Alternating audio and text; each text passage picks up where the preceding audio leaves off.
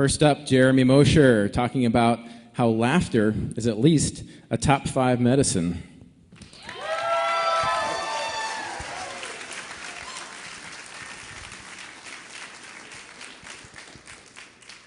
How's everyone doing tonight? All right, so laughter. It's at least a top 5 medicine. Trust me, I'm wearing a white lab coat. Title of my presentation. I have to admit I was a little nervous with using this as my first slide, but they say it's always good to begin with a joke, right? All right, so I'm not wearing a lab coat. Yeah, I found out actually that I'm so far from being a doctor, they won't even let me buy a lab coat, not even at Amazon.com. Not sure how the computers knew that, but even though I'm not a doctor, don't have a lab coat, hopefully you'll still, lend me your ears and listen to what I have to say tonight. While I didn't go to school for 8 years like nerds, like you doctors out there, I am a nerd. I'm something much worse. I'm a comedy nerd, right? In the hierarchy of nerds, comedy nerds actually rank somewhere slightly above aspiring magicians and then just below live-action role players. I mean, look at the LARP guys. At least their hobby brings them closer to women, right? Well, a woman. I'm not sure about the other two there. So when I say laughter is a top 5 medicine, the laughter I'm talking about is what comes out of alternative comedy or alt comedy.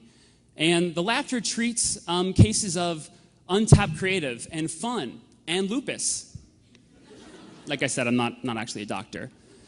So what is alt comedy? Well, what alt comedy isn't is steep cover charges and drink minimums, right? Paying a drink minimum is like getting your pocket picked by a guy in a bandit mask. You should know better, right? You see it coming. What alt comedy is, it's the talents behind the office. It's sketch, it's improv, it's offbeat, it takes chances, right? It's a little edgy, and it's edgy because it trades in the unexpected. In sometimes even the uncomfortable a little bit.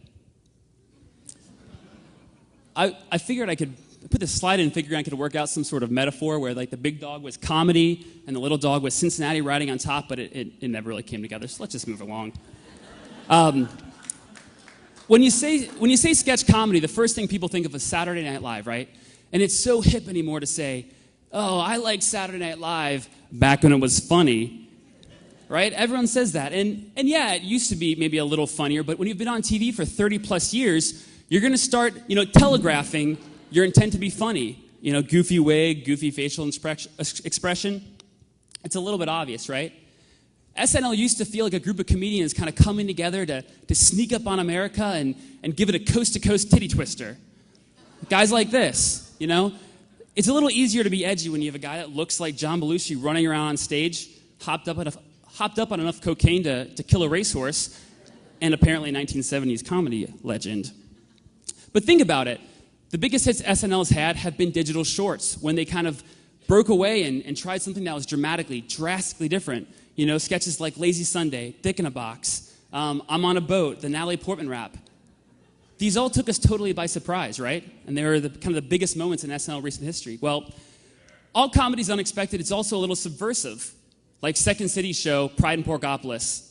That was up at Playhouse. It tweaked us a little bit and became a hit, right? Well, alt comedy is unexpected, but I think as great as it would be to have more shows like this, it'd be great to have something local, something that people could kind of rally around, like Second City, Pride and Porkopolis, to attract big talents, bold talents, people who want the unexpected, people who are adventurous, right?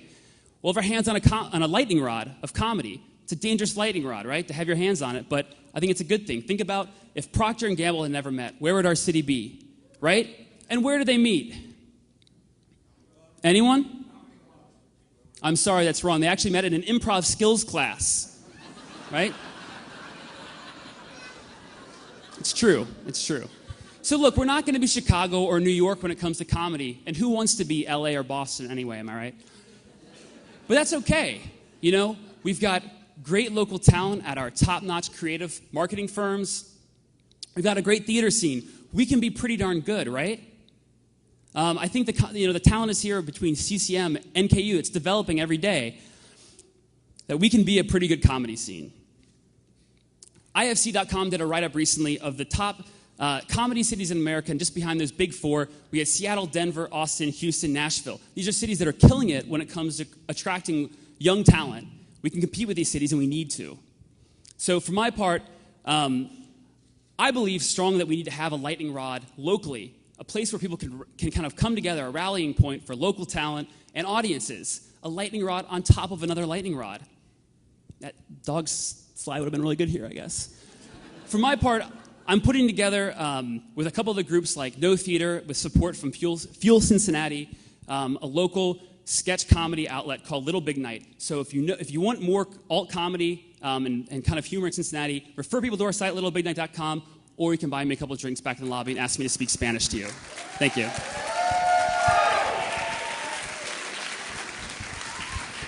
All right.